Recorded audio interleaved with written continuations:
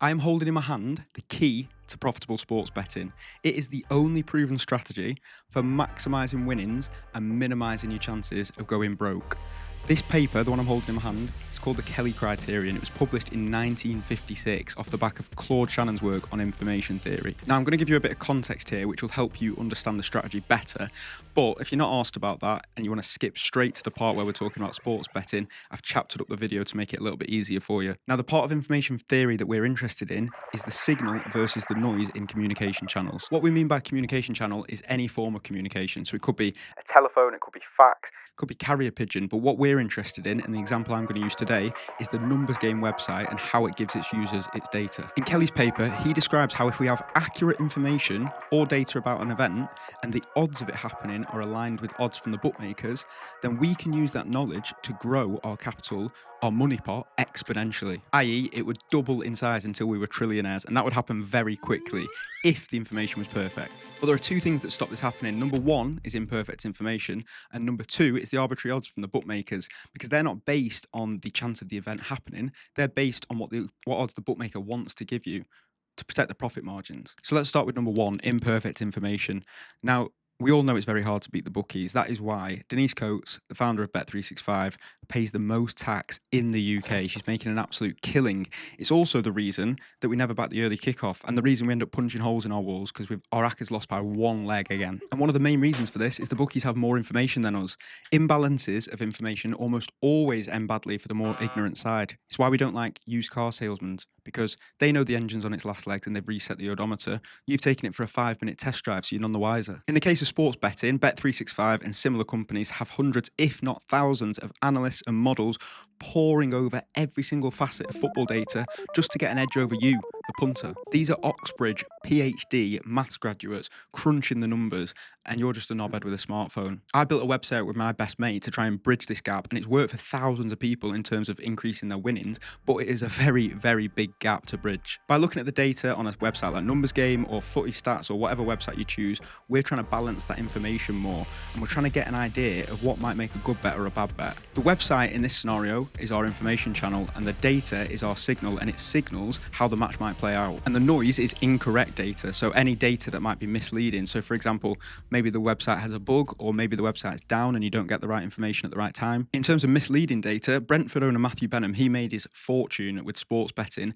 and he claims even head-to-head records are just noise, so they actually are not going to affect the outcome of the game. But the point here is that we need to balance our information with the bookies in order to have any chance of competing with them. So maybe next time you're offered a super boost for Mo Salah to have 2 shots on target, you check the Numbers Game website and you see he averages 1.4 shots on target per 90, and they're only offering you evens, so you can see that that's a bad bet. Which brings us to our next point, number 2, the arbitrary odds, the bookies odds. As we alluded to before, the bookies odds do not necessarily match up to the fair odds of an event actually happening. To make the math simple, if an event has a 50% chance of happening, then the odds should be evens or 1-to-1, because statistically there's a 1 in 2 chance of it happening, like flipping a coin. Now, sports betting companies change the odds to protect their profit margins. So if you were betting on a coin toss and everyone so far had betted on heads, then they would reduce the odds of a payout for heads to protect their own margins.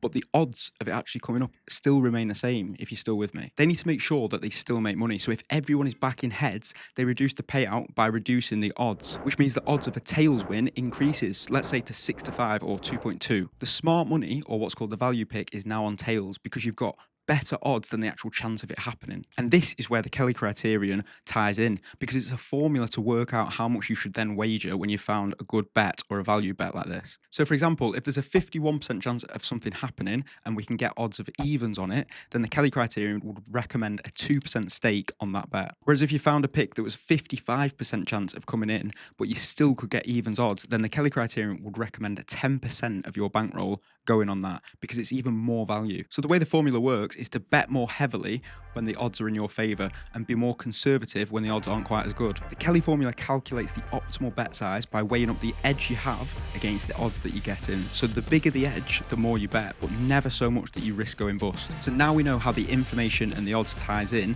as well as the Kelly Criterion, but how can we bring all 3 of these things together? First, we need to access the information in as clear a format as possible with minimal noise.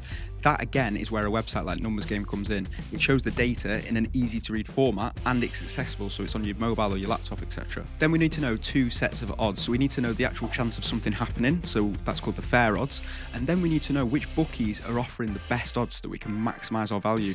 Now we've called them best odds, and they're both available next to each other on the Numbers Game website. And now you need to know how much to stake. So we've also put this on the website, the Kelly Criterion, but you can just use a Kelly Criterion calculator if you like. And now it's time to make your picks and be patient, because this is a long-term strategy. So if we think back to the coin toss again, you know that you've got the best value with tails. Doesn't mean tails is going to land every single time, but over a prolonged period, you know that you've maximized your odds of winning the most, as well as minimizing your odds of going completely broke. And that is how you can use the only sports betting strategy that works to maximize your chances of being profitable over time. Don't forget to check out the website if you want to use this strategy for yourself. I have linked it below, and subscribe if you enjoyed the video.